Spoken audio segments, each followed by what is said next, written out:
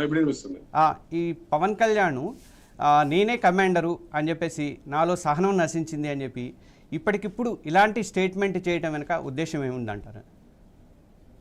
అంటే పార్టీలో అంటే వాళ్ళ పార్టీ గురించి మేము మాట్లాడకూడదు, కానీ సహనం నశించారు ఎందుకు నశించే పవన్ కళ్యాణ్ గారు చెప్పితే కూడా బాగుండేది.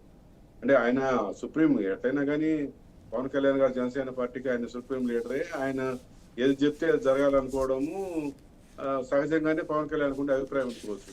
కానీ పార్టీ శ్రేణులు ఆయన సమర్థించే నాయకులు కానీ 10-15 సంవత్సరాల నుంచి జనసేనను అంటిపెట్టుకొని ఆయన అడుగుజాడలు నడిచే వాళ్ళకి ఒక అభిప్రాయం ఉంటుంది. మా నాయకుడు ఇలా ఉండాలా, మా నాయకుడు ఇది చేయాలా, మా నాయకుడు ఇలా ఉంటే మేము చూసుకునేదానికి బాగుంటుంది ఒక అభిప్రాయాలు పార్టీ కేడర్లో కూడా ఉండదు.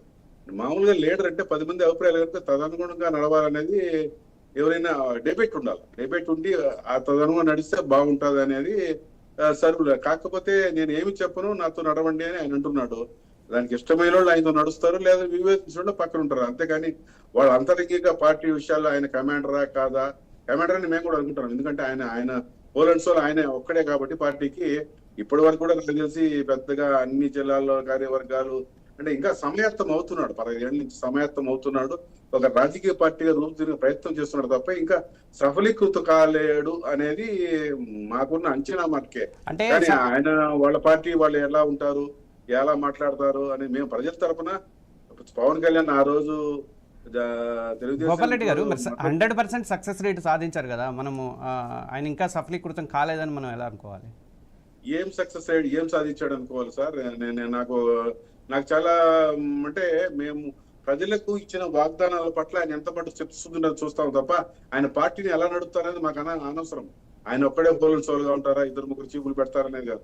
మా ప్రజలకు ఆయన తెలుగుదేశంతో కలిపి ఏమేమి హామీలు ఇచ్చారు, ఉమ్మడిగా వాళ్ళకు మేనిఫెస్టో ఉంది. ఆ మేనిఫెస్టోను వీళ్ళు కరెక్ట్ గా దిగ్విజయంగా నడిపిస్తున్నారు లేదా అంటే ఆ రోజు మేనిఫెస్టోను బీజేపీని మేము అడగలేదు. ఎందుకంటే మేనిఫెస్టోను కూడా తాకల వాళ్ళు. ఎలక్షన్ ముందు మేనిఫెస్టోను చేయబట్టుకుంటే కూడా కేంద్ర పరిశీలకులుగా వచ్చిన ఒక అతని పేరే మర్చిపోయాడు, కానీ ఆయన ముట్టుకోవాలి. అంటే బీజేపీ ఆ రోజే ఎలక్షన్ ముందు రోజే మేము వీళ్ళ అజెండాకు లేకపోతే వీళ్ళ మేనిఫెస్టోకి మేము కట్టుబడలేదు సుస్పష్టంగా చెప్పింది. కాబట్టి మేము బీజేపీని అడగడం లేదు. పవన్ కళ్యాణ్ గారు ఏకైనా నాకు అనుభవం లేదు, మాకు డబ్బులు లేదు, మేము పార్టీ నడపలేము. ఈ రోజు కూడా ఆయన చాలా కష్టమైన పని పార్టీ నడిపినప్పుడు చంద్రబాబు నాయుడికి అద్భుతమైన